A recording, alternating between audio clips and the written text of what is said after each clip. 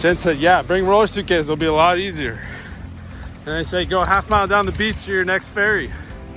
Yep. We didn't get the beach attachment for our roller suitcases. I'll just carry mine. So you know how they say every perfect plan comes unraveled when it meets reality. And that is exactly what happened for us as we tried to plan and to take the ferry from Penang, Malaysia to Koh Lanta, Thailand.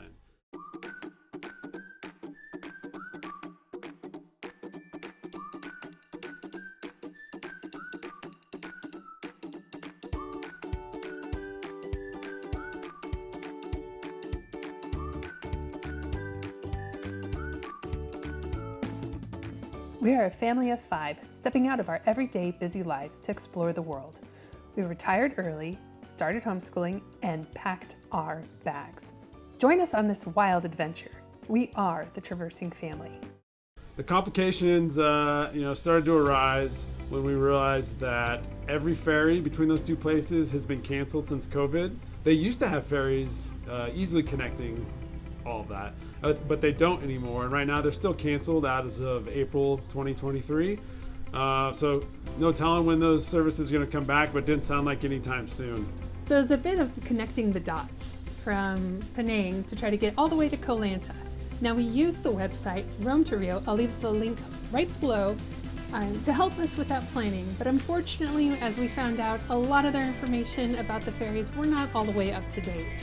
We took a taxi from Penang to Kuala Keta. From Kuala Keta, we caught a ferry over to Langkawi. Then we spent the night in Langkawi just to allow the kids to stretch their legs, because that was an hour and a half drive and then an hour and a half ferry. So we ended our day. Which, by the way, Langkawi is a beautiful place. I would stay there longer. It is a destination in of itself. It's just we, in our plan, didn't really have time to fit it in other than the stopover.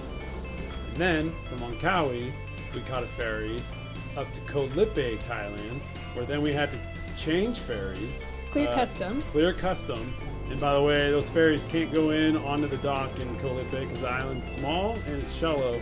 So you have to take a little longboat that ferries you from the ferry to the shore. You clear customs. What are we doing? We are disembarking our ferry onto a small little boat.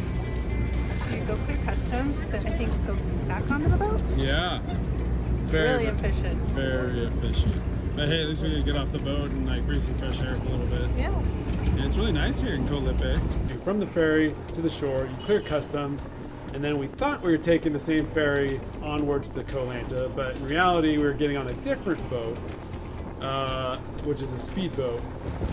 So we just traveled from Langkawi over to Koh Lipe. Here in Koh Lipe, we did our passport control, which just follow the crowd, you'll get there fine. But what we didn't know after our booking is that we have another boat that we had to catch, not the same one, over to Koh Lanta. So we had to rush from one side of the beach all the way over to the other side of the beach. Way over there, that other dock. You can see Jen's trail from her roller suitcase. Yes.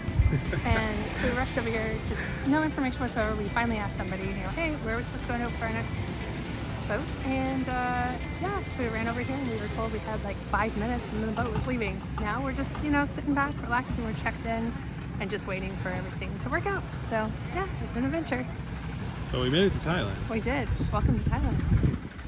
Speedboats are a little interesting because they're very loud, and definitely bring earplugs for the kids. It's like 3 hours on a loud speedboat.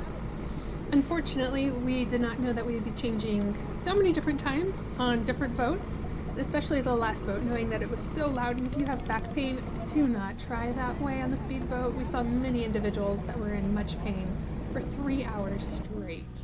Yeah, imagine a boat just skipping off the waves for 3 hours with ear-splitting noise, and that's the experience. It's beautiful out there, It is. but it's a long time with little ones, and it's really loud. Now, you might be asking, why would we take such a long route to get from Penang all the way to Koh Lanta? Well, our answer is we really wanted to see the water. We wanted to see what it was like out there and try it by boat. Why not? Yeah, and the reality is that you can do a flight from Penang, usually connecting through Kuala Lumpur on up to Krabi. It's the closest airport to Koh Lanta. And actually the travel time is about the same and the cost is about the same. We just really wanted to get down on the water and see the beautiful islands, and they're definitely beautiful. But there's a cost associated with that, and basically it's lots of noise and a little bit of discomfort, and just a lot of connections, and it's a great experience. However, we'll say that. So if you're traveling slow weight, I would definitely take the same route that we did. But if you have a short schedule and need to get from point A to point B, I would definitely fly, especially with younger children.